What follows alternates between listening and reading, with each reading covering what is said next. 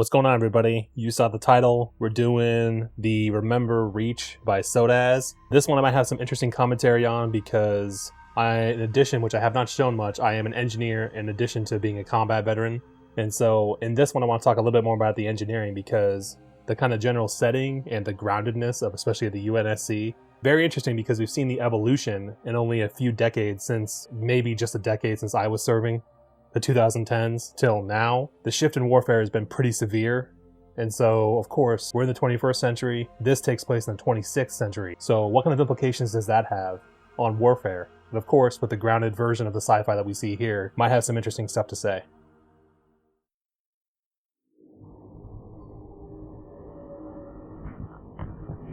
Banshees.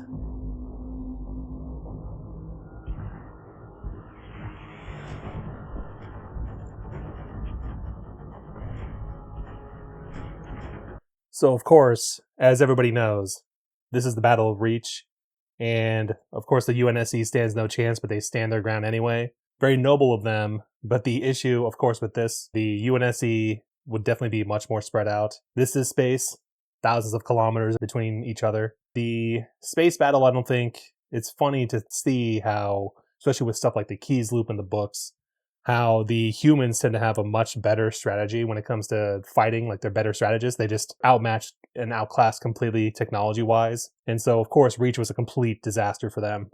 They never really stood a chance, but let's see how they do it here.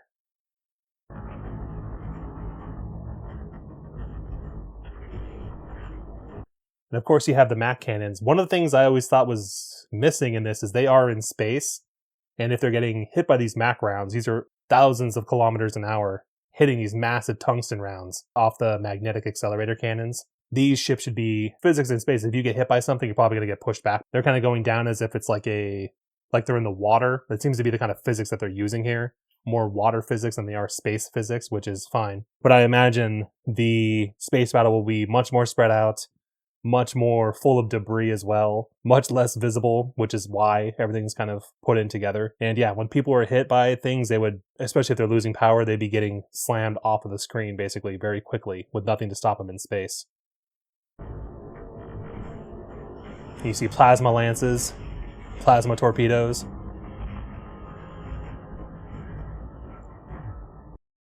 So this is something I never really understood about the space battles. I don't know if they're explained in the books. I've only read a couple of the Bungie books, the Bungie Aero books. Plasma torpedoes, I'm assuming they're just like literally torpedoes that are kind of encasing plasma.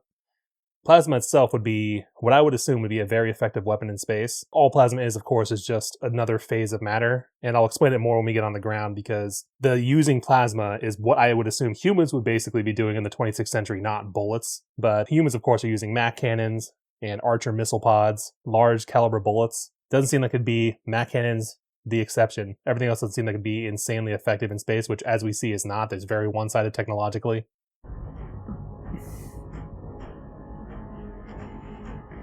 So we have 3 ships with ODSTs.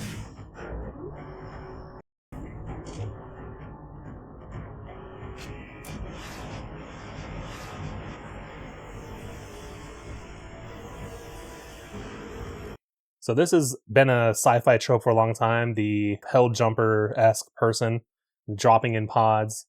I just don't really think it'd be the best way to do it.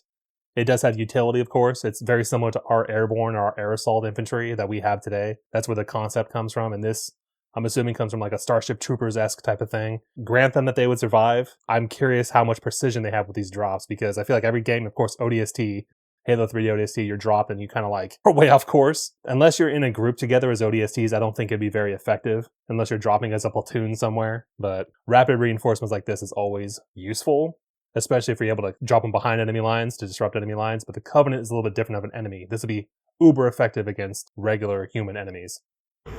Just don't know if they would survive.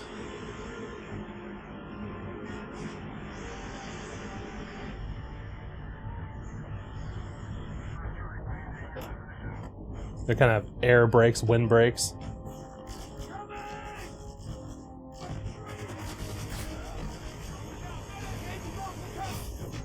Whew. So something I want to talk about, which they will use it later. And I will say right now, I've seen this before, but I haven't seen it since it came out 2 years ago. which I believe that's when the release date was. So Warthogs. So today we have something called a Crow system, and there's other different versions of this. But all it is basically a joystick that's similar to a video game, and it controls the gun, and it has a laser designator on it, and it just puts the gun at exactly the elevation that you would need to hit that spot that your laser's on. Much more effective than this. This is in the 26th century. The one thing I will say, of course, this is already outdated by our timeline in the 21st century. And I do find it funny on the back, they have water and fuel cans, which, those will probably be eternal. But as far as like the doctrine of the UNSC, I always assumed during the Battle of Reach, these guys are more of like Army, and then you have the Marines later on when you get to the Pillar Bottom. But most of these guys are Army troopers. I always thought that Warthogs and stuff like that, they're kind of like our Humvees, but we are light armored Humvees. These are a little bit armored because the UNSC en masse, especially the Marines, are more of an expeditionary force. Something like the Warthog does have a role, the kind of lightweight, especially because you're in space. Weight is always an issue even in the future. Getting stuff into orbit will always be a challenge. So the lighter your vehicles are with the heavier ornaments, the better. But of course, if we were to design this now, so say we had the ships and we had to design one as a modern military, I guarantee that would be remote controlled with a laser designator, all that kind of stuff on there. So of course that doesn't happen. You don't get shot in the head as you're trying to fire. I don't think that would be a very effective weapon, especially in this kind of war, but it is iconic.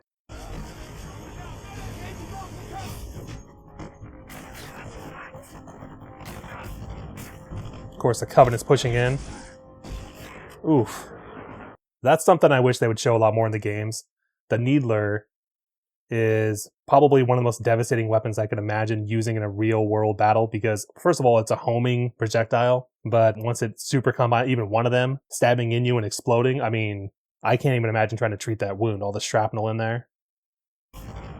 But we see a super combine here, which is just, yeah, that guy's dead immediately in the chest. Nice.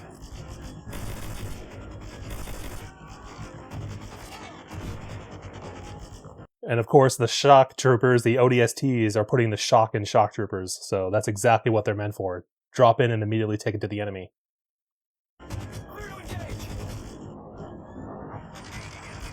Now where's your air cover, guys? So something I'll rewind it. If you ever hear or see helicopters or airplanes, military ones flying above you, you'll notice they almost never fly alone. They're always flying in at least two. The cool thing you'll notice is they use regular military formations. So this one, I'll rewind it one more time. They're in kind of elongated wedge or diamond, but look at the kind of formation that they have. Yeah, very organized. That's exactly how they would do it. Obviously, they can have tight or loose formations depending on the situation. But next time you hear one of them, look up, especially if it's a military one. You'll see them in kind of an echelon, which is kind of like a kind of a staggered line, a diagonal line, or a wedge. Those are the two most common ones.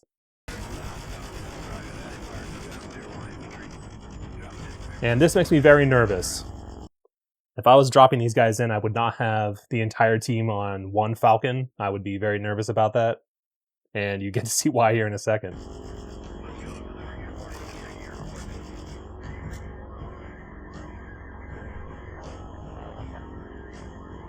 And that's why you need air cover right there.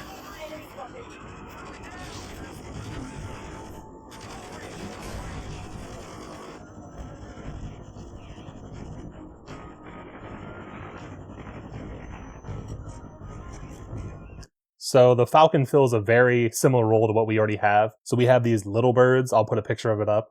I didn't encounter those that much. You see them a lot in Black Hawk Down, where the Delta Force, they kind of get dropped in on a rooftop. Very light, very fast. Just need a small team of guys, usually elite operators. We had something called Kiowas. So those kind of took the role of Apaches. We did sometimes have Apaches watching our back. But the Kiowas were small and nimble enough to where they could literally, and they would do this sometimes as we were driving.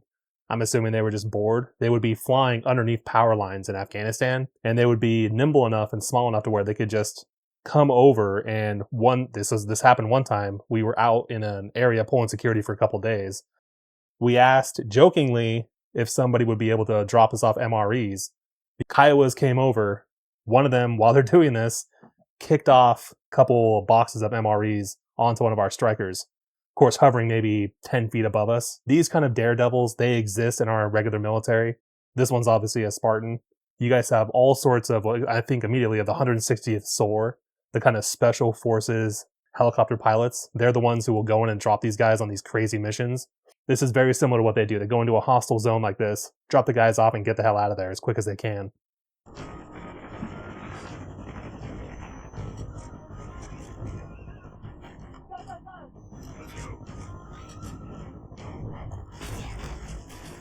It shows their physiology, they can survive a fall like that.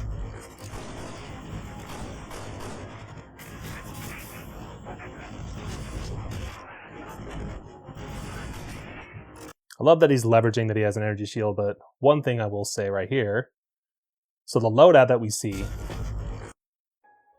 I've always kind of wondered why they don't, because I've said this before, the loadout and the weapons of the US military right now is extremely limited by the type of, like literally the physiology of the soldier. So we have to mold weapons, and we want to basically get a good balance between the weight, the power, the caliber, the penetration, and of course, the modularity.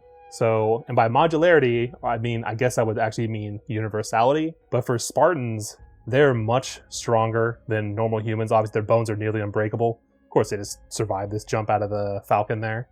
I feel like they could have very effective weapons, especially against the Covenant designed just for them. And if they ever run out of ammo or whatever, they're such a high tier unit, I feel like they could get supplies easier than most people, especially with drop pods on a planet like this especially. They should have higher caliber weapons, maybe EMF infused into those weapons to help with Covenant energy shields. And of course, morbid to say, there's bodies all over the place. They can get a rifle if they need one off of the dead, or they can use a Covenant one if they end up running out of ammunition. But the loadout here, except for the sniper rifle, seems a little bit low caliber for these guys. The pistol, of course, is also good, but using regular assault rifles as a Spartan just seems like a little bit of an underkill, like you're not bringing enough firepower with you. And also, if I were them, which they're not going to show it in here, these guys should have backpacks full of ammunition because they're going to be doing so much fighting.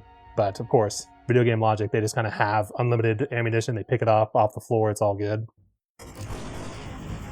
But you see how they're covering each other's back as they get off the Pelican, or after they get off the Falcon. I also like to imagine that shotguns will always be a thing in human history. I mean, they're so effective and so cool. Those shotguns especially just would tear people apart. I would love to see, if I could travel forward in time, it'd be interesting to see a 26th century shotgun, what that would look like. Of course, the grenade launcher. Double kill, triple kill.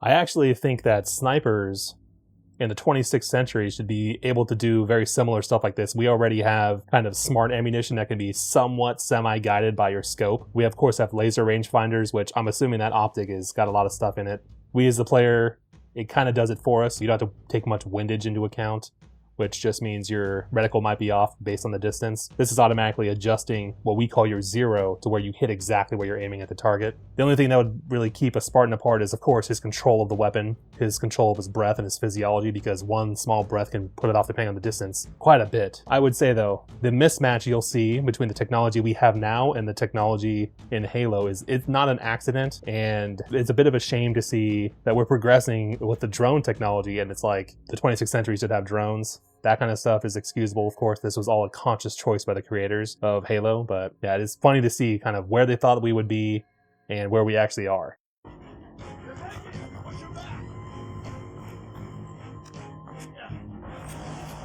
So of course, metagel and all that stuff, I do think that's coming down the pipe. When I was in, I assumed we were going to be using morphine as painkillers, and we ended up switching that. You know, morphine was a big thing at the beginning of the war. I believe they changed it. We had what are called fentanyl pops. We called them pops. They look like little tiny lollipops. You put them on their tongue and it would instantly get that into your bloodstream. These guys, of course, metagel and all these kind of stuff. I think needles will also be the main way to go in the future as well. But it's good to see triage. Yeah. It's very rare that people show what happens to wounded soldiers.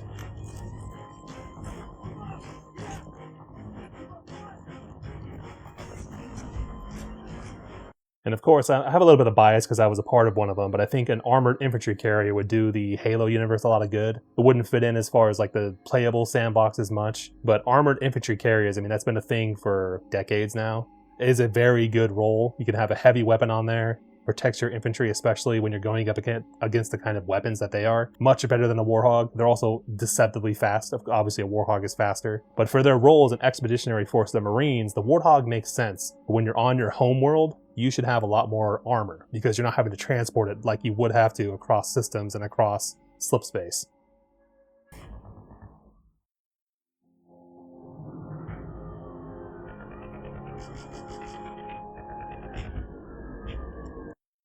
And of course, something that we enjoy and that I enjoyed for the most part is air superiority. And so this is one of the reasons that it's so costly in the Halo universe is they constantly do not have air superiority. They don't even have a contest. So they're having to fight a battle on the ground while they're getting strafed by Banshees and capital ships. Absolute worst conditions you can imagine as somebody on the ground.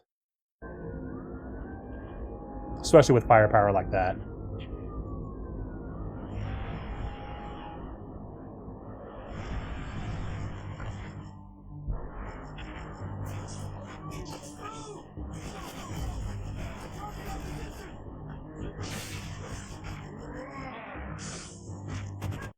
So I will say, humans obviously have some kind of objective where they got to push up. The Covenant, however, do not. It's kind of funny because this can be excused as like, no, the Covenant, they just in general are very aggressive. That's kind of their doctrine. Humans though, I mean, if this were me, plenty of buildings there. They could be setting up what we call support by fire. They don't really have, in a weapons role, they don't have like medium and heavy machine guns that they use as a crew serve weapon. So a crew serve weapon is just something that human hands bring onto the battlefield with them on foot. So ours is a 240 Bravo or an M249 SAW. Obviously, they have the assault rifle and battle rifle and DMR, that kind of stuff. None of those really fit in the role that we have. And I kind of wish the Army that they depict, that would give them a very different role than the Marines. Marines make sense, like I said, they are more of an expeditionary, exploratory naval force. Their doctrine, even the doctrine we have today, the Marines are kind of getting away from the heavy armor that they used to have going into Iraq and Afghanistan.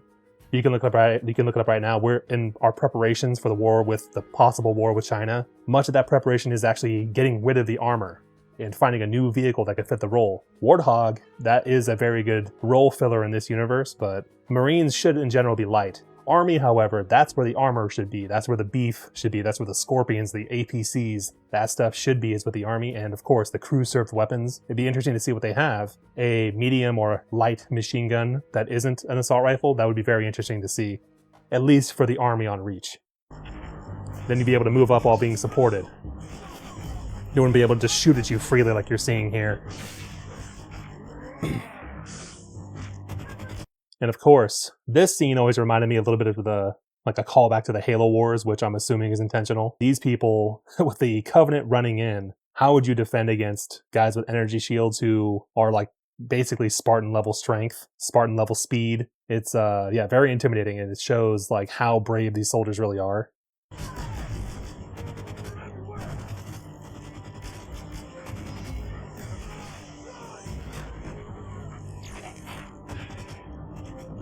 That's definitely from Halo Wars.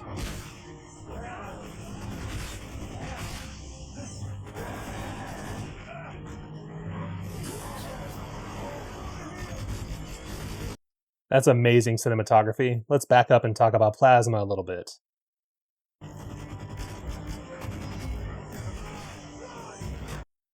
So when I think of the 26th century, I think that we'll have something similar to plasma, maybe not exactly plasma, but plasma fills a role in a military that it's very, very cool. It's very needed. And so a lot of what the infantry, especially my experience, much of the balance is firepower mixed with weight. And so of course bullets have penetration and they do kill. That is no doubt about that. Plasma itself, if you know what plasma is, all it is another phase of matter. So you could technically make plasma out of a lot of different stuff. The most common and what I'm pretty sure the Covenant uses is gas. So they're basically just carrying around weapons filled with gas. And then in that gas, they have, of course, very strong power sources, and they can recharge them as well.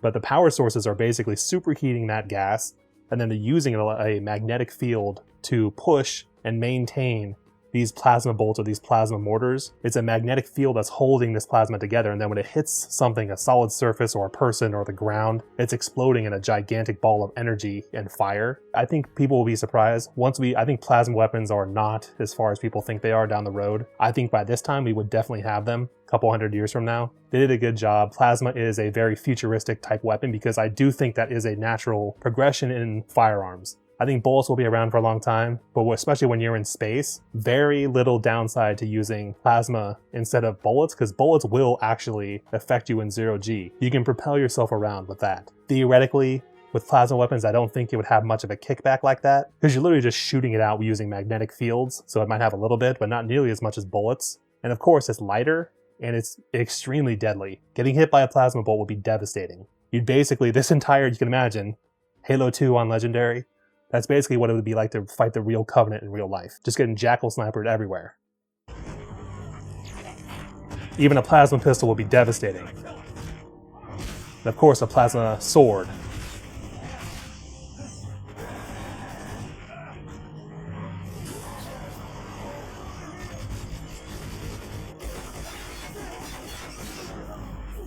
Fair enough.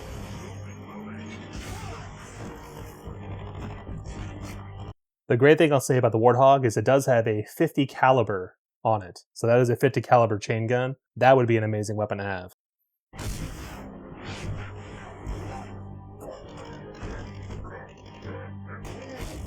Oof.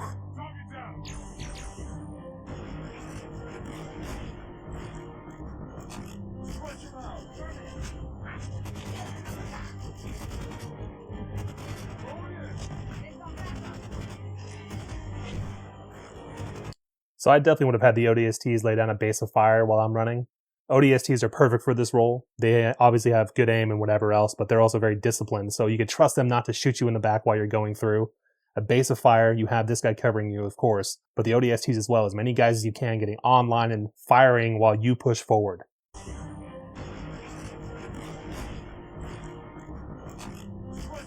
You want to make sure the ODSTs aren't taking fire as well, because they aren't very durable.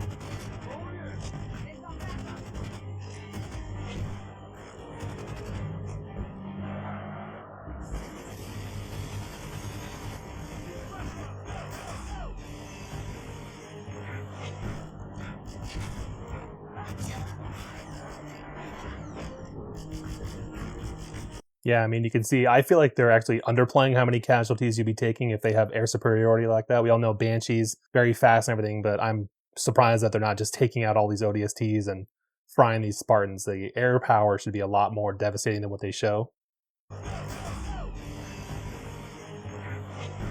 Also kind of funny to see, nowadays, I think pretty soon we're going to have, because of the drone, the prevalence of drone warfare, this kind of stuff will be handled via AI or some kind of tracking system. You won't have people doing this by hand, but this is a very difficult shot to make.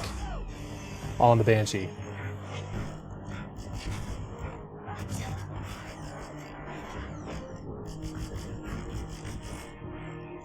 Way to go.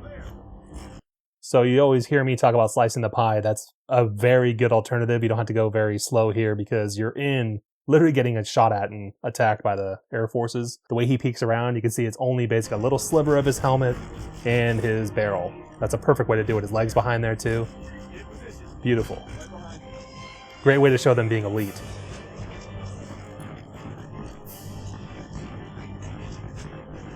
Something that I feel like they never show is how tiring being in the infantry actually is.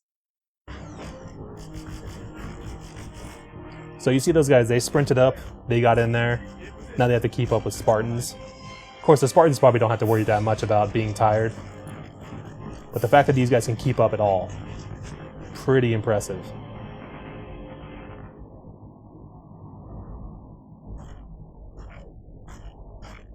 Of course, we have brutes.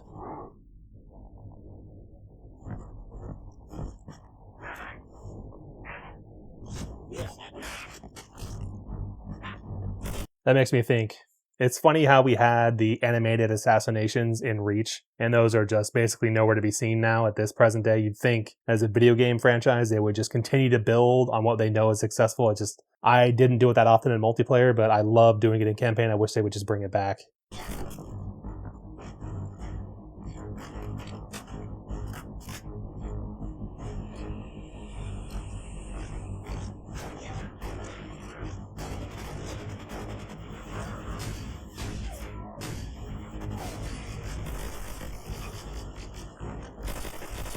know there's Spartans, but I'm always curious why you would expose yourself at all. You could do all that firing basically from cover. If you wanted to.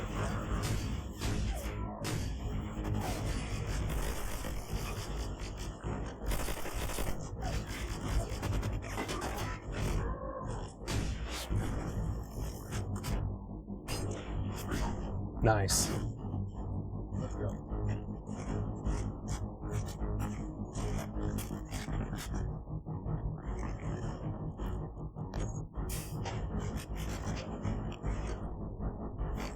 That was a great way to open the door. Of course, they're in the fatal funnel, but they have energy shields. You see how many guns they actually have pointed in there when they open it. Anything in there is going to be basically dead in a split second. That's great to see.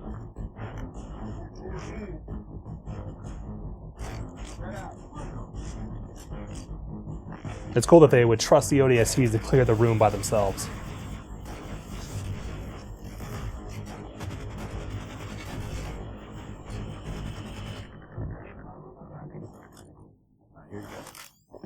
This is actually a pretty equal force on both sides here. Grunts, which are actually a lot taller and bigger than people think with plasma weapons, would be an extreme threat to ODSTs. Unlike the games, it would only take maybe a shot and it would kill them.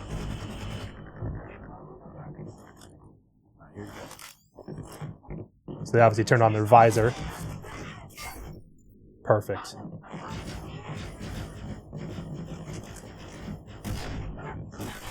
They did it. So finally, what I always say, if you're going to be clearing something, throw a grenade around there. Flashbang will definitely do it. It is kind of funny because we have things called 9 bangers now, where it's not just one explosion. So you'll have like the 9 explosions now. And of course, don't forget the double tap. It's good to see they're still using flashbangers. Perfect. Always love to see first-person view in Halo. Let's see what we got here. So, yeah, we have the time there. That's probably their unit. Their objective is AD system recovery, automated defense, I'm assuming. We need more of that in these animations. I don't know if they had it in the Halo TV show. I know they had a couple scenes. I haven't watched it, but I know there's a couple scenes where they do first person, but this is great. Has the name down there. I'm assuming serial number. Delta 12, I'm assuming, is their call sign. Perfect. And I will say, of course, I'm becoming famous now for saying slow is smooth, smooth is fast. In this scenario, you know these guys are being basically attacked and they're outnumbered, the Spartans are. I also would be sprinting. This is the perfect time to actually run. Slow is not fast in this scenario. Again, see what role that the air superiority has. They can drop in reinforcements whenever they want.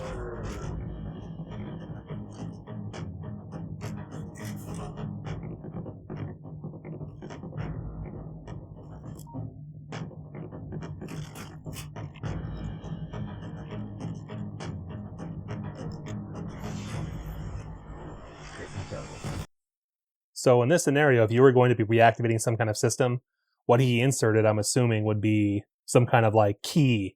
They would have already trained for this prior to. They'll have a lot of like run-throughs, especially when if they know the mission has to be something like this, or maybe they've done it before. But usually these guys are pre-trained and pre-designated to activate this technology, activate the guns. So that's why they're able to do it so quickly. Of course, they have 360 security. That's perfect.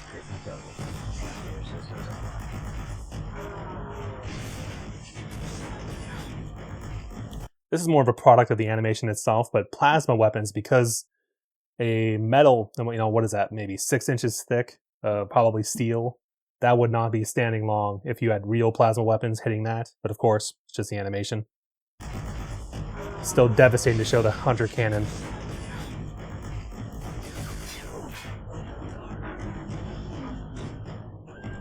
Perfect timing.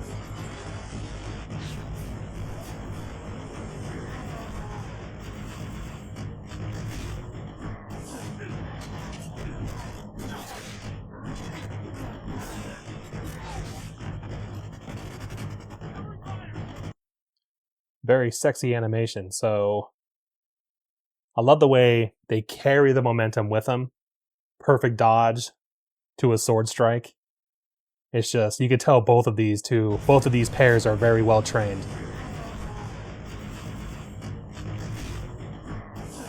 Disarms him. It's a knife with the momentum. Punch. I mean, that's perfect. Very well portrayed.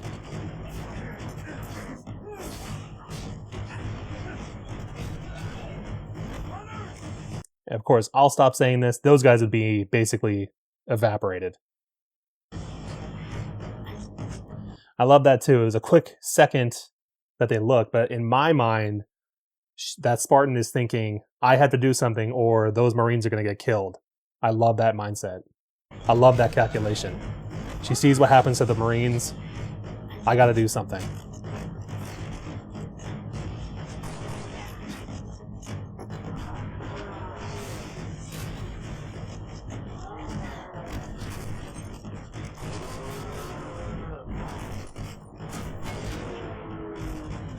I will say, it must not be the Halo CE pistol. Definitely the Reach one. Because as we all know, Halo CE pistol, one-shot kill, baby.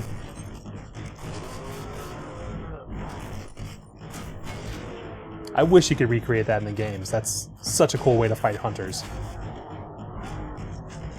Of course, it's Bond Brother.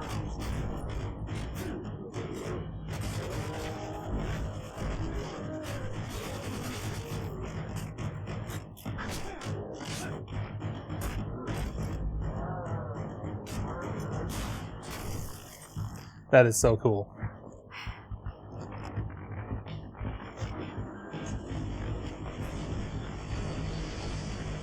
Kind of surprised the Covenant didn't actually destroy the guns instead of just deactivating them.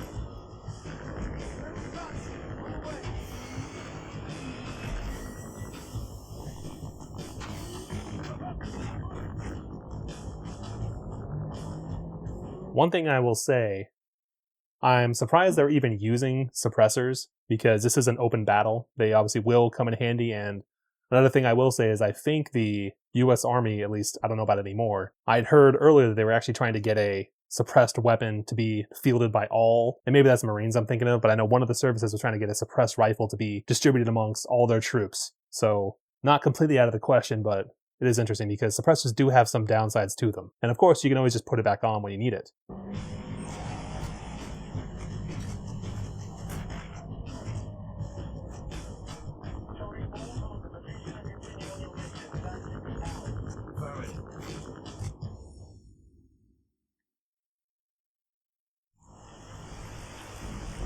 And of course, into the city they go. And it's raining.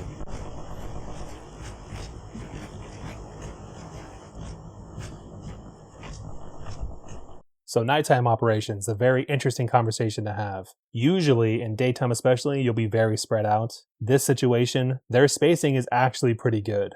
They all probably have night vision. I'm assuming by the 26th century, this is all, of course, ODSTs have their visor. Spartans can basically see through the dark anyway. The regular soldiers and Marines who don't have the visor mode and everything, they probably have either implants or something that helps them see in the dark. Being together at nighttime is very, very common because it's very easy to get lost, especially in a city and an urban environment. So their spacing, I will say for once, is actually good. And they're also in 2 columns, which is also perfect. You can see they're staggered. So one guy, like this guy's on the left, next guy you see will be walking, will be on the right side of the road. That's exactly how we would do it. And he would also be, like I said, not as spread out because it's night.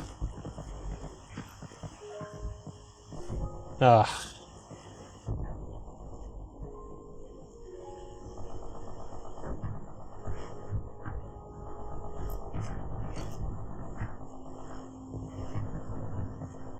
think I can speak for everybody when I say we've been robbed of a Halo ODST 2. I mean, 343 does not like ODSTs for some reason. I don't know what's going on with them. It's literally, we're asking them to take our money at this point. It's just, no game gives us more nostalgia than ODST. So, beautiful by SODAZ right here. Raining in the city, you gotta have the ODST theme.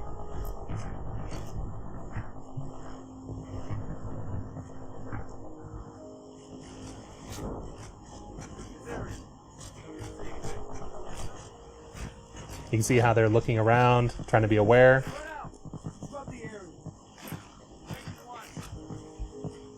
He's flagging his buddy.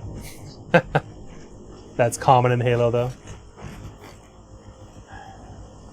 You think I'm not thinking? Yeah. Where's hell? I will say I'm very surprised, and this is more of a Halo universe type thing. Governments in real life are not super concerned, no matter what they tell you. They're not super concerned with civilian casualties. I don't think if Spartans were real, I don't think they'd be risking their lives literally for civilian lives, to be honest, to be frank. This is definitely more of a Halo universe thing, and that's one of the things that we all love about Halo is it's very positive, it's very human-centric, because we as regular people, we want to save the real people. I just don't think in real life, especially, I mean, ONI is basically the way our governments are. They will not be sending tier 1 assets to save civilians who they're just mouths to feed at this point. And it sucks, but that is reality, and that is what I think is missing from Halo, which obviously SODAZ understands. So many. Over here, Spartan.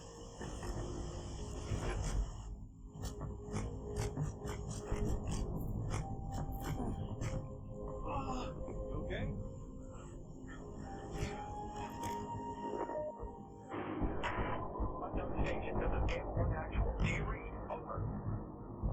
Ammo 1 actual, this is Iron Fist. We read you. What is the current state of the facility? Alpha 331. Facility Alpha 331 is overrun and online. Desecrated no uniform guns, including instrumentation armor. If you're taking survivors, we've got a view. So I'm gonna rewind really quick.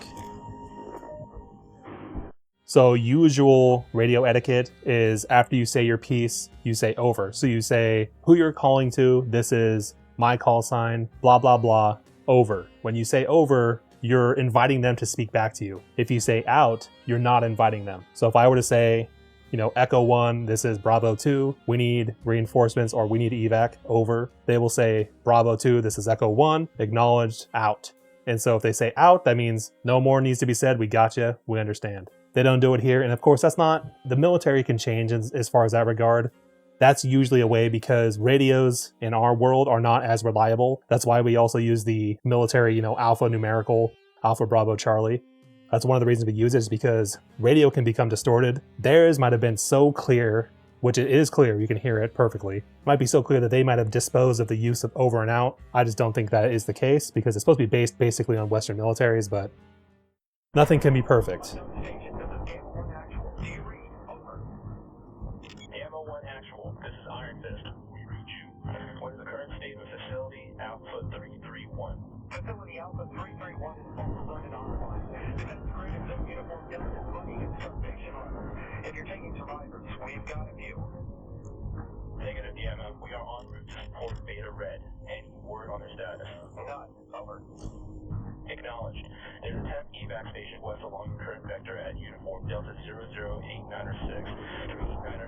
I'm also curious how they do radio security because usually he's basically asking them if they've heard any status from Beta Red or whatever that call sign was. Usually that guy might be the actual designated radio guy.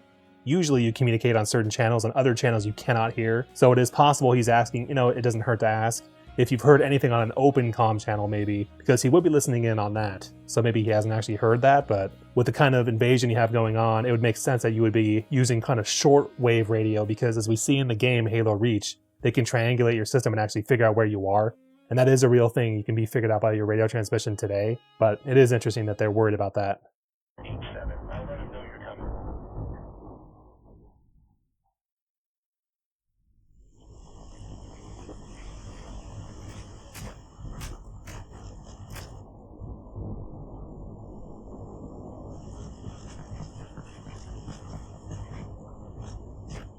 Good to see you, sir. I thought I'd see this many Spartans. Let's get this thing moving, huh? I don't know if I've ever heard that be like sirs be used as a way to address multiple superiors. And then this is different in the Navy. I think it's different. In the Army, we don't call anybody but officers sir. So I don't know what their ranks are, but you see them because of their implants in the game, what rank they are. But usually, like I said, different rules in the Army than they are in the Navy and the Marines. If they were officers, we call them sir. If they were not, we would just call them by their rank, sergeant, sergeant major, stuff like that. But as far as the plural of sirs, I feel that you would just call them gentlemen, but sirs is not bad either. I just don't know what it is, genuinely. Never been in that situation where I had to address multiple officers at the same time, I guess.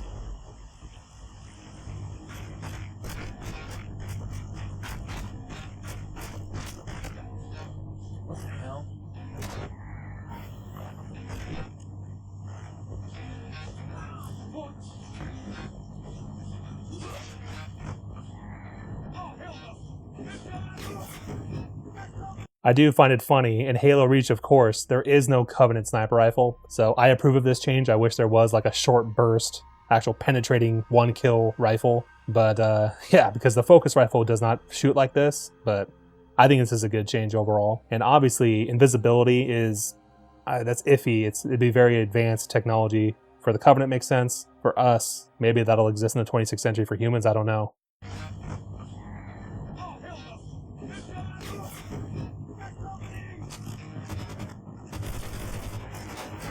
So I will say, if you're on guard, the best thing you can do to get people's attention if you see something is just to shoot. So that's one of the things that they show a lot of tropes in animations and in movies, is they have to yell something so they can't get it out. It's like, no. A lot of the time, you would basically just start firing if you see something like that happen. And then everybody, of course, you're going to get people's attention. That's louder than what you can speak. So these elites are obviously very different. I believe these are the actual, I believe they're called Silent Shadow or whatever they're called, but they actually are elite Spartan hunters, Spartan killers. So it makes sense that they act very different than the regular line elites, line infantry elites. They don't just charge in to get killed. They want their prey. Skilled hunters.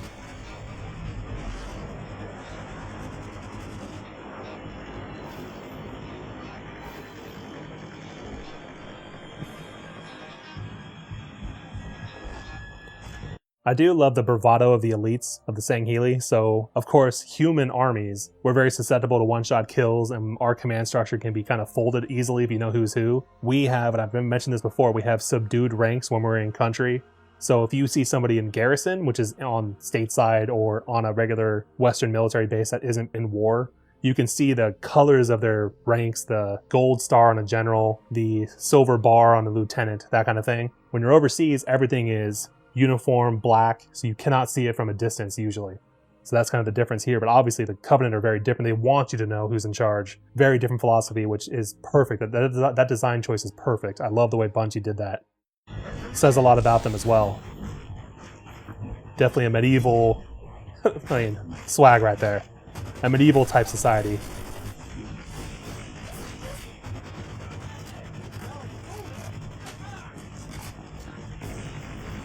I will say, before battle's engaged, his reload, and this is kind of very standard, no one thinks much about it when you're in the games, but when reloading actually takes a lot of dexterity and skill. Practicing it is, that's a lot of what you do when you're in the actual infantry, is practicing your reloads. Because under fire, under adrenaline, your fingers, your dexterity goes down a lot. So this guy is obviously, you can tell he's very calm. The slow is very good. He's getting the reload in really good, but I just love the detail how it's very easy to him, very smooth.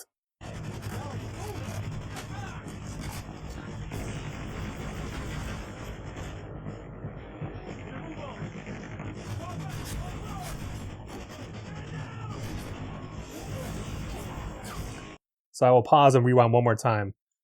This would never happen in a Western military. The best medicine you can give a guy who's been wounded is fire superiority. You do not stop firing to take care of anybody, especially in this when you have guys charging at you. This would just straight up never happen. So the guy who goes down, you would just keep firing. Never stop firing.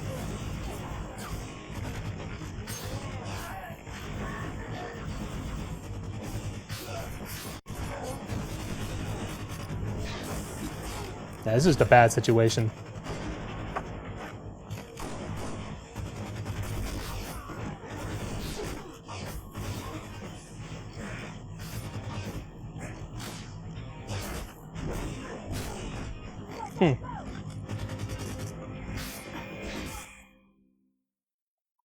It's actually a brilliant tactic to distract them while an invisibility elite comes from behind and gets the assassination, but I love how the ODST, he's still in the fight no matter, even if he just got hit by a plasma sword. Beautiful martial arts as well.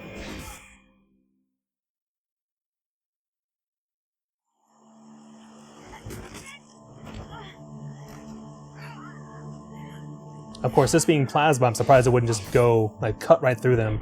The gravity would just take the body down and would slice them all the way up to the top.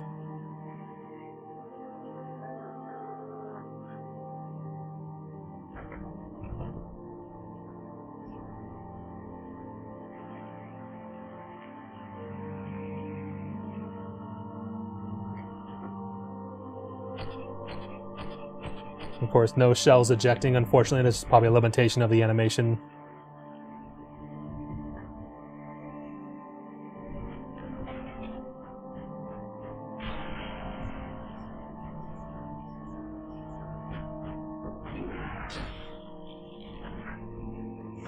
Again, I will say, you don't get your wounded or dead until you've either won the fight or you come back for them. It's good he can get his buddy, good he can get his friend, but you know, he's taking a sniper rifle out of there, which he could have saved this guy from getting his rifle slashed. They could have killed a couple more of these elites and then dragged her off, but much less dramatic that way. That's not really what an elite soldier would do. You know the risk. You had to be left behind if it's going to mean a better chance for your friends to survive.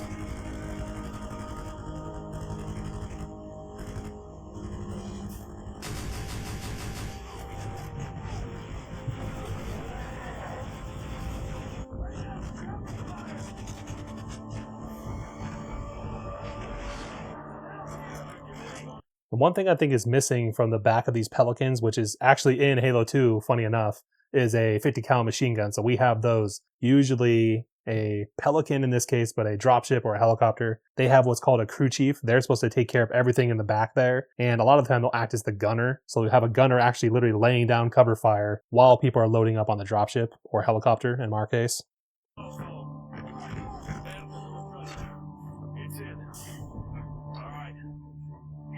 Beautiful.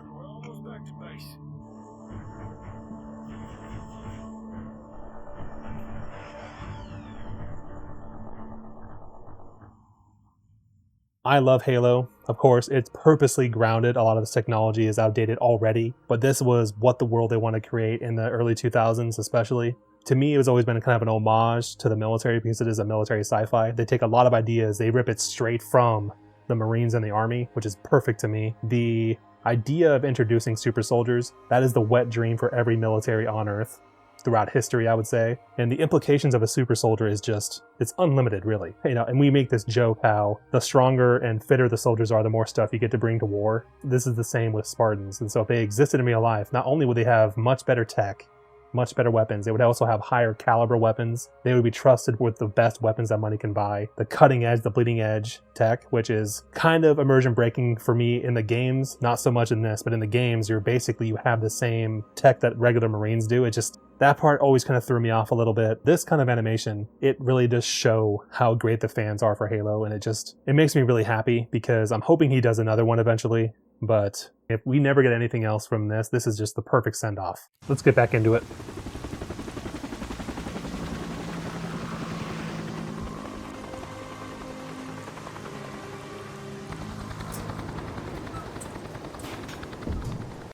One thing I'll kind of comment, I'm really interested to see the aerodynamics and everything that they developed for the game. I haven't read the wiki in a long time.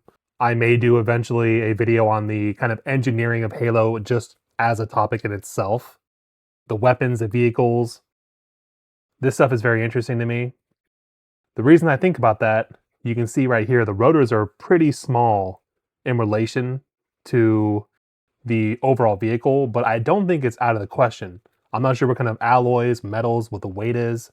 But of course, they kind of compensate for smaller rotors. They have a kind of combination of rotors and engine. You can see the jet engine, whatever that is, underneath it actually also producing an uplifting force. So the Falcon, of course, the Pelican is another one that's really interesting because that one actually has to be designed to go into space.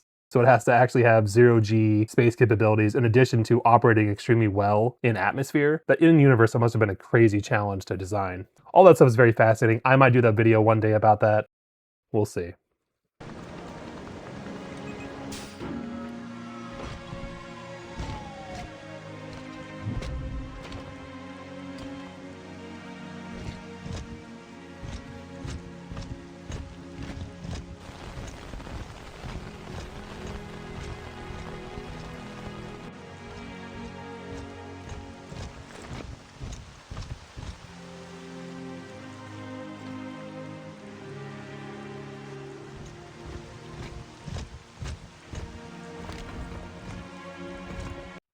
And so I'm assuming the lady over there is probably some kind of medic. Usually we have what's called a CCP, casualty collection point. That's generally where we take people. And the medical attention, it's very, I would guess I would call it rudimentary. In the future, I'm assuming it'll be a lot better. We'll probably have some kind of robotics. But obviously, the end goal for all of this is a combat surgeon. That's probably going to be universal eventually. But I'm honestly surprised that with a Spartan, like I said, I'm not sure what that person is over there. I would assume for these kind of tier 1 operators, tier 0 Spartan operators, they would have a combat surgeon. But then again, now that I'm thinking about it, the Spartans themselves are probably extremely well trained in medical, but I'm assuming by the time she got back, it was just too late.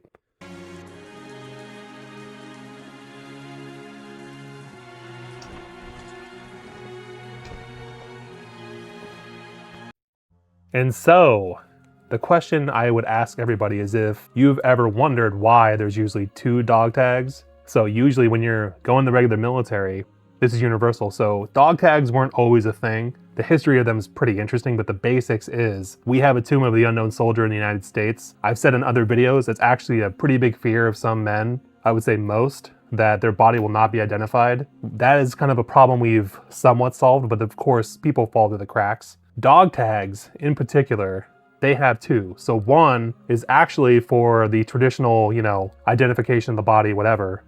The other one, there's a smaller one attached to the main necklace. That is actually your toe tag. And so I had to encounter this a lot overseas. I wouldn't say a lot, but I did have to encounter it where the main thing we would need to identify a body besides DNA is the dog tag. When you're put in a morgue, so in expeditionary forces like the US, we are an expeditionary force. We actually had freezers, we would use it for food, but also for the dead. So on a dead soldier, dead Marine, whatever, one of them you can use for administrative purposes or whatever. The other one is literally put around the toe, if they have toes, of course, but put somewhere on the body that actually stays with the body. That's why there's 2 of them. So usually when you see in a movie when they're grabbing dog tags or whatever, slightly inaccurate usually all the time, especially if it's on a base, one of them will usually stay with the body.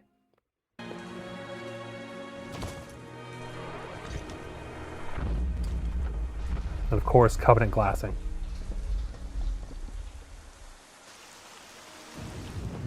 Honestly, by the time that happens, you'd think they would be getting the Spartans and as many people as they could off the planet.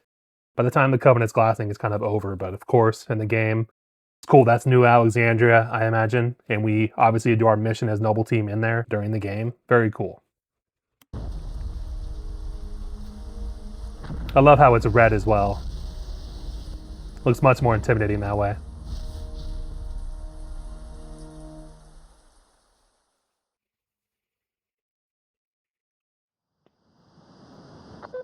Overlord, this is Eagle 1.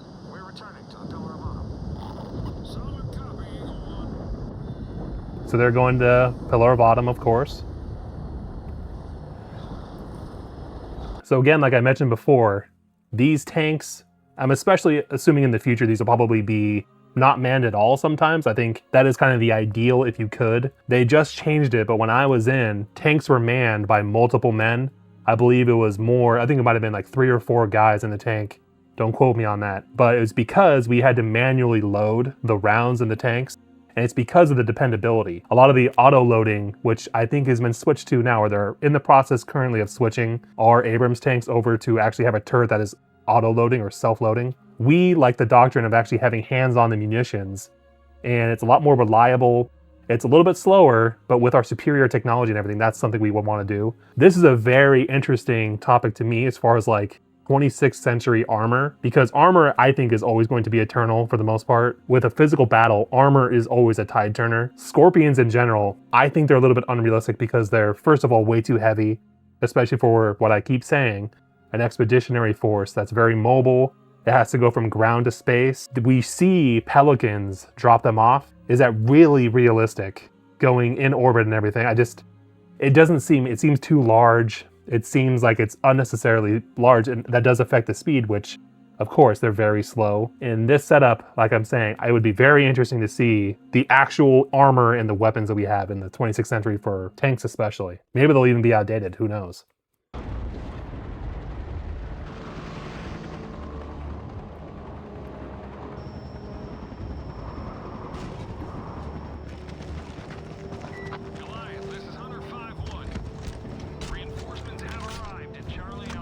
So you can see they've been established here for a minute. They have like a landing pad, a literal landing pad. Of course, this is a big morale boost. Spartans are here, an entire team is here. So I would call this not so much a base, I would call this a blocking position.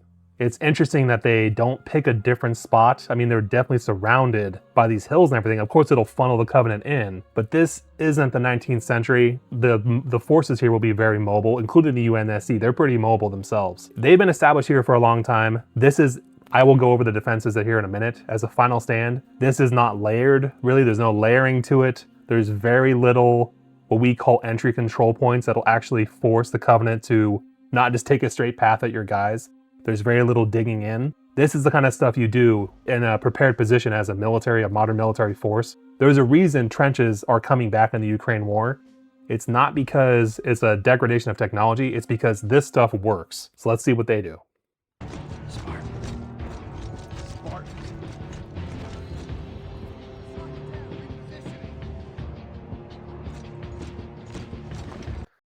So ideally, like I said, everyone's just standing there. This looks like a quick prepared position. It does not, they have a mix.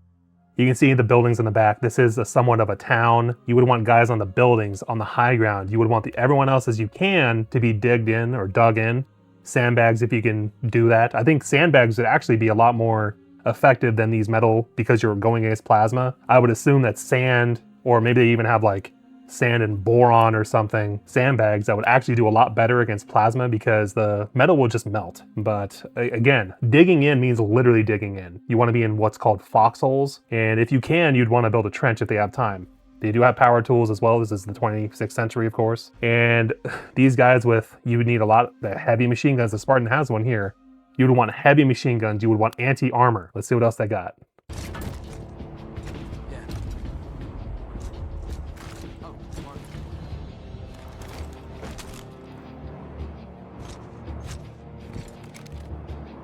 The high ground is good, having towers is good.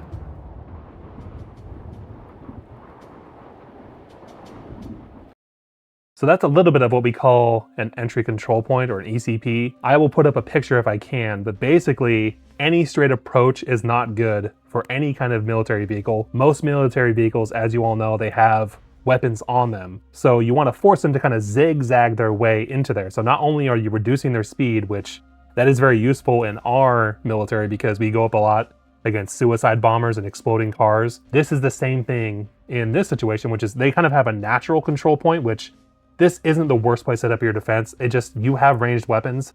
I would be much further back. And if they know that the Covenant's coming, and again, this all depends on time.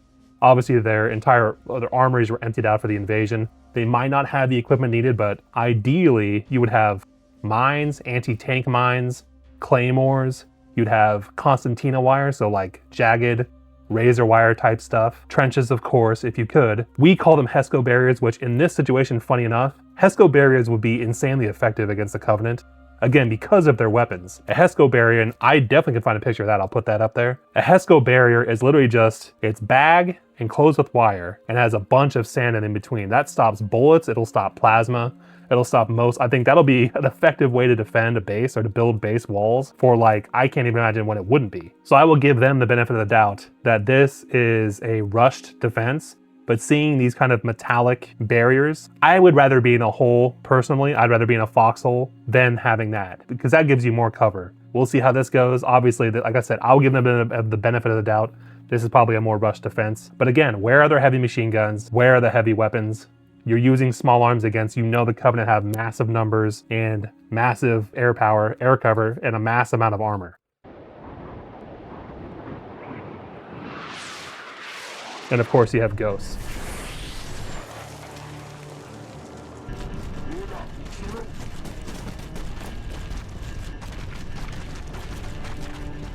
Bringing out the brutes again.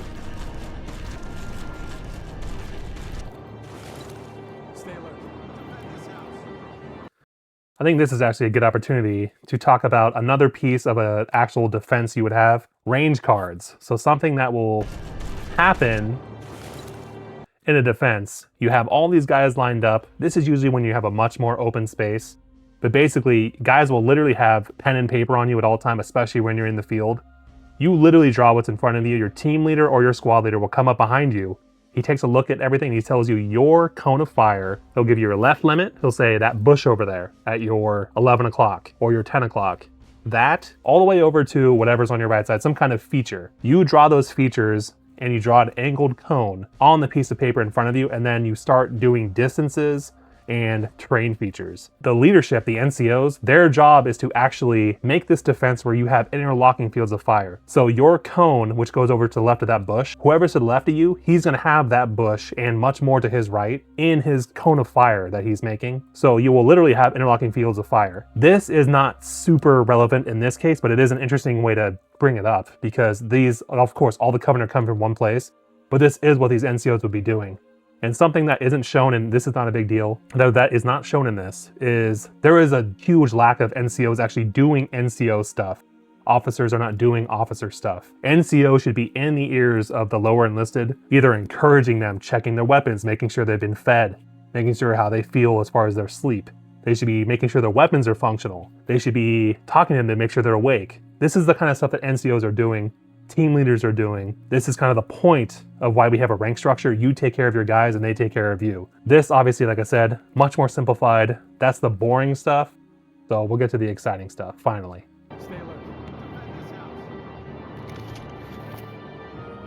And so they do have some prepared explosives. In this case though, you would want multiple rounds of explosive, as many as you can. So maybe, I mean, bare minimum, you'd want like 3 or 4.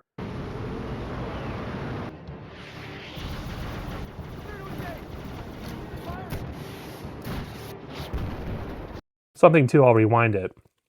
Again, this is the future. Maybe they don't have this problem. In today's military, we have a procedure of how to actually fire our rockets, whether it's an AT-4, a Carl Gustav, an RPG. There's some funny videos, man, I might be able to find them, of people not checking that they're backblast, which is what we call it. When you fire a rocket, it's literally shooting off a massive explosion behind you, an actual cone of force behind you. And if you're standing behind it, it can actually kill you. So in our modern military, we literally yell behind us, backblast area clear 3 times, usually. And you literally check behind you to make sure, and then you fire. Of course, combat situations may or may not allow that. And I'm assuming in this time, they've probably fixed that question. I mean, fixed that problem. 500 years in the future, they probably figured out the backblast, but it is kind of a funny thing to show because that is something even in modern, I'm sure I'll do eventually, some modern warfare stuff, some Call of Duty stuff. Very rare to hear someone yell backblast area clear.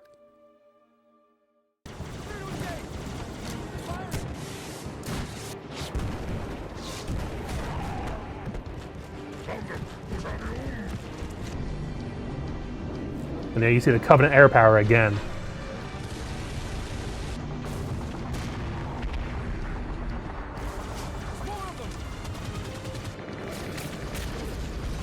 So that's actually something that I find interesting. So in an actual firefight, your attention is completely absorbed with what's in front of you. I would be shocked if anybody's actually looking up. It's very loud in a firefight. Of course, in this scenario, you have guys coming to kill you, like literally, and they're pretty close.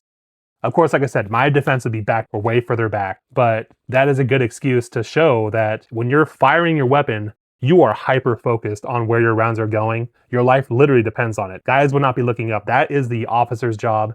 That is the sergeant's job. He needs to have his head on a swivel and actually keep track of what's going on in the battlefield. That's also what makes Spartans special and why they want enhanced vision, enhanced smell, enhanced everything. Because your battlefield awareness in a modern battlefield, that will help you with your life and death scenarios.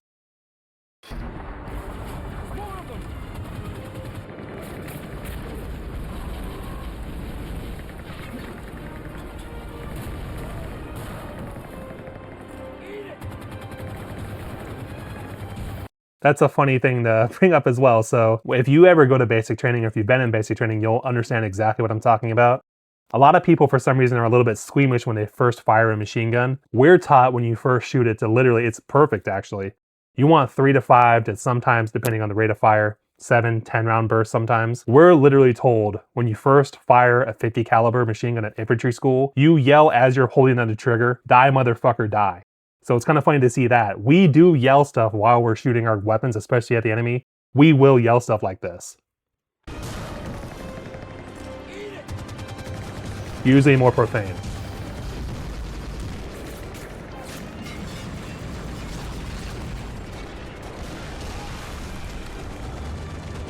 That's another reason you'd want to be dug in. So if those were regular explosives, of course plasma is different. Regular explosives, the explosion of course is deadly. The shrapnel is what's the worst part. That's one of the reasons you want to be down. I'm assuming plasma is the same way. It's an explosion of the sun, basically.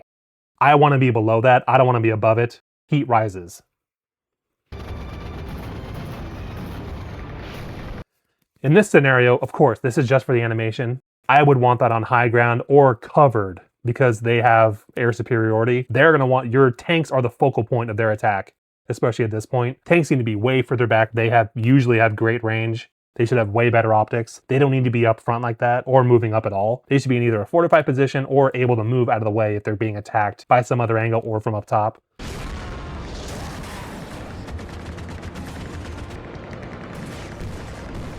I love this too. I've talked about this in other videos. Watch how the tanks talk guns. This is literally how tankers do it. 1, 2. Yeah, they will literally be firing 1, 2, 3, 1, 2, 3. And there you go.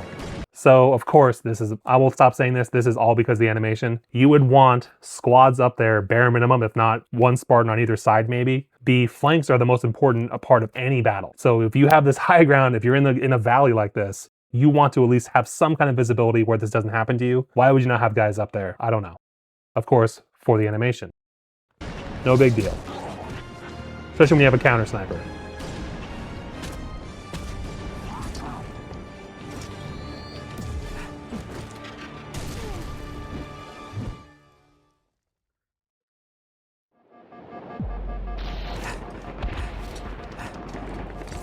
Really quick, so something that's been missing, which I have not pointed out till now because I will now. I find it kind of funny. So he has a hose coming off his left shoulder. I don't know, I'm assuming this is not actually what it is. That reminds me of how every soldier you see overseas, they have a camelback or a water bladder on their back, and they have a little hose that comes up there. Of course, every soldier would have, every Marine would have water in some capacity. I'm assuming these guys would have it on their back, maybe an armored version or whatever. But that is something I've noticed is misses in like every game ever. They almost never have water on their backs, which is, of course, inaccurate, but I doubt that's what that is exactly.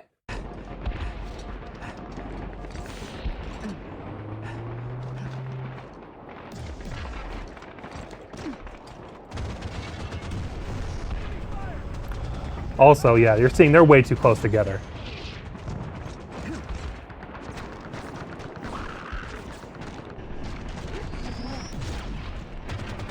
So as soon as the flank happens, I mean, they're basically done. They have number superiority, technological superiority, and now they have positional advantages over you. I mean, this is basically a slaughter from here in any scenario.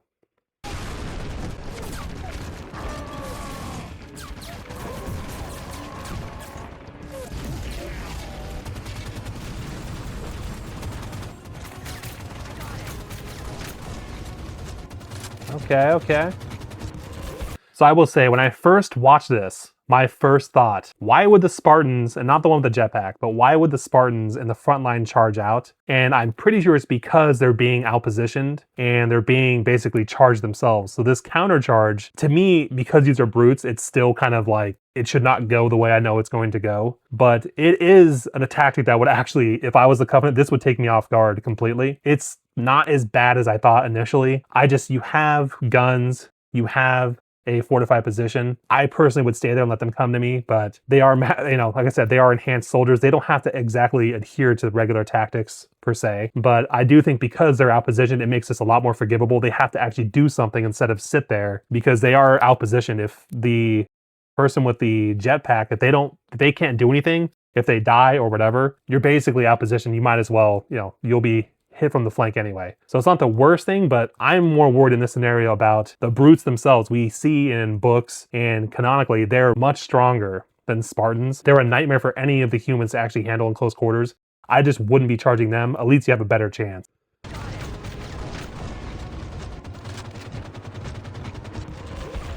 Especially if you have a heavy machine gun. How is he supposed to fight hand to hand? And that's actually something, I will rewind.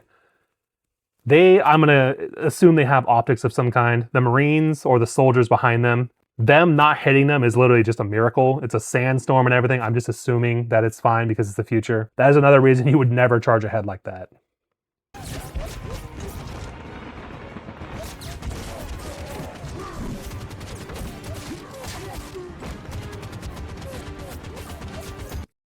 I gotta say, the tactical viability of this, of course, is a little bit sketchy. It's excused because of cool, of course.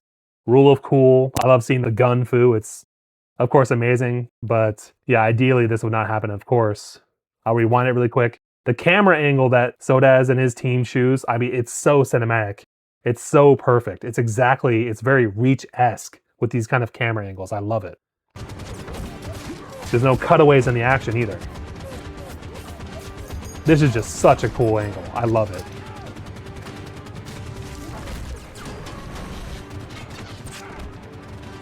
I would also love to see how the frags work, because of course they don't work like regular frags do. Ours are on a timer, literally a timer. You can cook them off. Halo, of course, you could throw them really far distances. It seems like once they bounce, then they turn on to explode. I'd be very curious to see exactly how they work. I might read the wiki after this and figure it out. But like I said, if I ever do an engineering of Halo video, I will go over the weapons and I'll go over the ships, all that stuff. It'd be very interesting to see how this stuff actually works in the universe.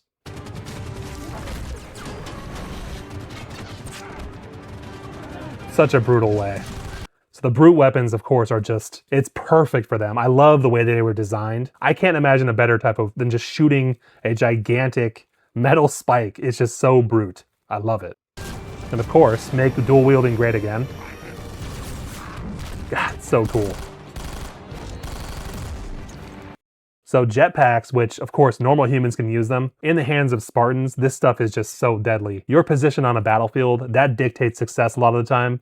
I kind of wish they would show more Spartans in this animation especially, but Spartans in general, they should have a jetpack on them or near them, because that kind of lethality with that kind of movement, it's just a perfect combination.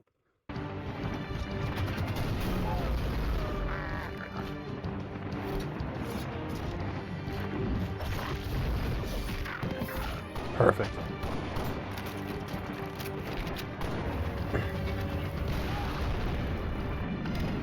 Yeah, my personal belief, I just don't think tanks will be that slow. But for this, of course, lore accurate to the Scorpion.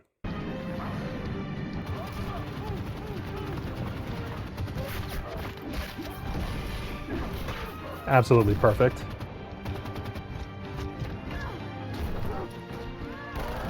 The way they show Spartans is just, of course, it's just perfect.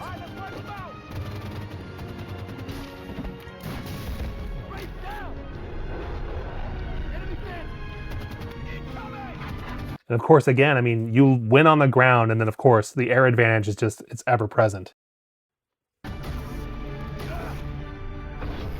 There's really no defense against this.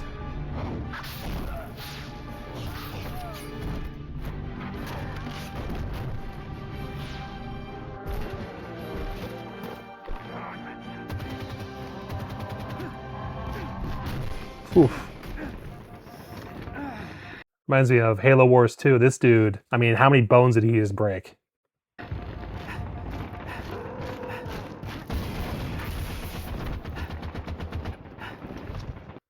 Really cool scene, but it's kind of surprising that the Brute didn't see that guy with giant machine gun standing a couple feet to his right there.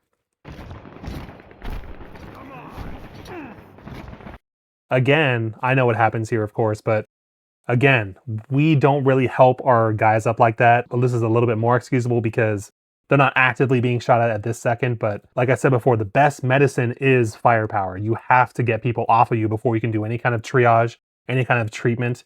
He's a Spartan. He can get up on his own, most likely. I don't know, after that hit, he's probably pretty destroyed, but this is exactly why you don't.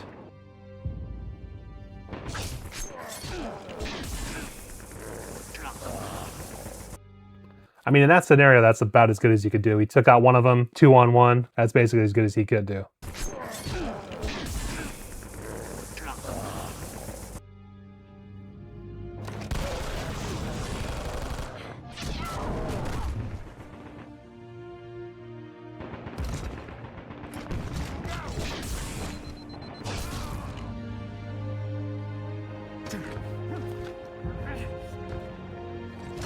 What a way to go.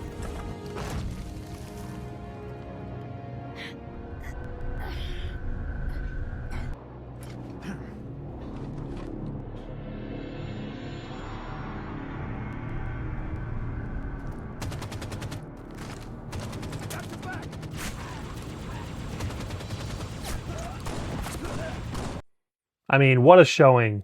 I mean, he shows the ODSTs to be so accurate. He shows so much love to him. I love it. And again, the male fantasy of just the last stand with the bros, this is everything right here. I love it so much.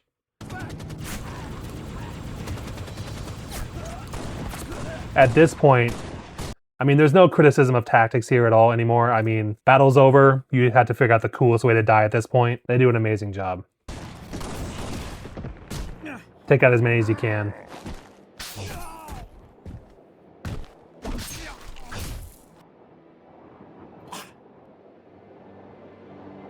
Tell them to make it count.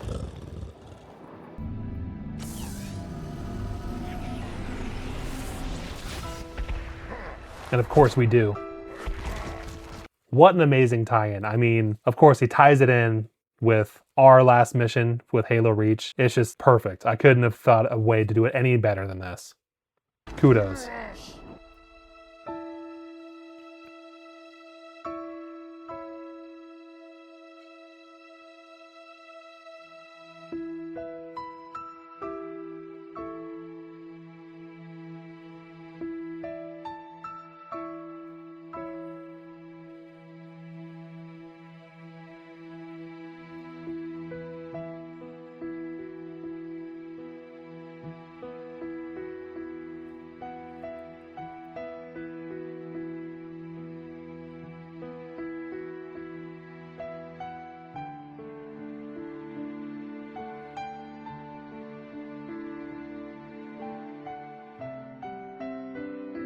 At least one of them survived.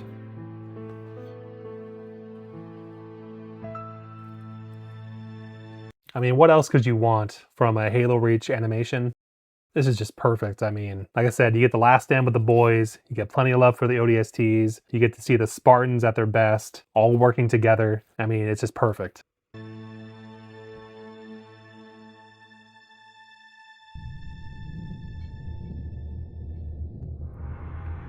And of course, as we know, all the sacrifices were worth it because Cortana eventually becomes Space Hitler. So all the sacrifices were worth it.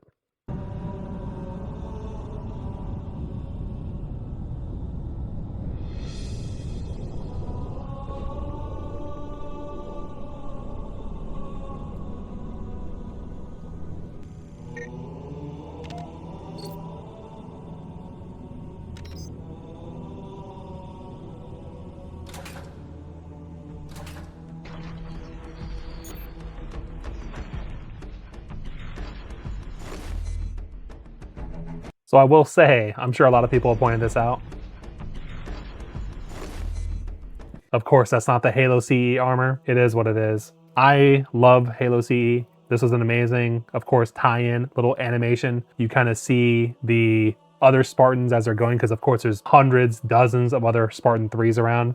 Of course, you have the OG Spartan 2 there at the end with Master Chief. I mean, perfect. The overall animation, of course, was amazing. The only thing which is a little bit weird now that, you see it from a modern military lens is just how deliberately it is grounded in our reality.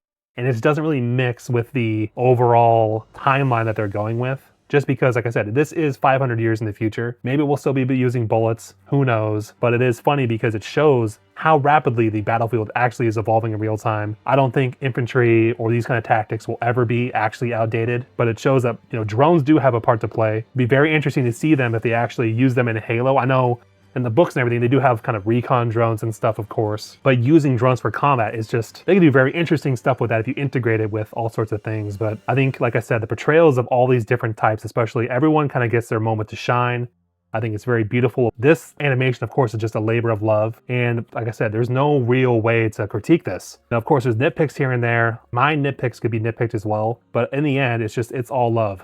This is unfortunately not canon. I wish it was. And the cool thing is I know, and I'll put the clip in here, but it's basically a showing of a single line from Halo Reach about how they're having Spartan teams, how they're being assigned to civilian evac ops. And so that's basically what we see in the beginning. It's a cool little thing. He took that little line, turned it into an entirely different part of the battle. And that's kind of what I was hoping, and I think everybody was hoping, to see from these sequels and spin-offs in an actual healthy Halo way. Not everything has to be these crazy galaxy-wide threats. Halo was never really about that. Of course, it's set to that, but it's more about humanity in general, and it could definitely be more about brotherhood. We haven't had stories that are super really about brotherhood. ODST had a brotherhood element, but it wasn't really about your brothers so much as it was just Dante's Inferno type layers of hell and all this kind of symbology and everything put together. But in the end, it is a human story. And so that's why in my opinion, I'm not a fan of the Forerunners not being human, because that does take away from the human element of the entire story. But like I said, that's not really the point of this video. I want this to be all kind of positive for SODAZ. Please watch the original. If you've never seen it before, just go over there to like it, bare minimum. I mean, I'm hoping, I know he's doing another Stalker thing. I have not seen his Stalker content at all. I've never played Stalker. I played Metro. I love the Metro series. I probably would like Stalker, but I'm definitely going to watch that eventually. I think this next video I do, the next tactical breakdown or reaction, it'll either be Warhammer or another Fallout. I've been having a lot of requests for the Fallout. I think it's called Invasion of New Vegas or something like that. I've never seen that, but I might, like I said, I've never done a Warhammer video. I might try to go into Warhammer, so we'll see, guys. But if you've made it this far, I do appreciate it. This is all going to be released as one video because it's taken me so long. I've been very busy, so I'll release it all as one video. And I'm going to throw out some new stuff here soon, so please keep your eye peeled. But if you love Halo, please give these guys a like, and I appreciate it, guys. Cheers.